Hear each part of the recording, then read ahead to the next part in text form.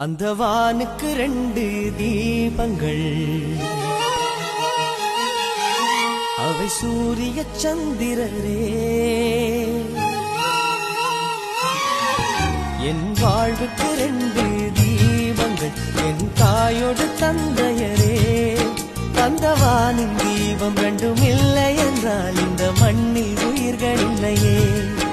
என் பாச தீபம் 2ம் இல்லை என்றால் என் வாழ்வில் ஒளியும் இல்லையே.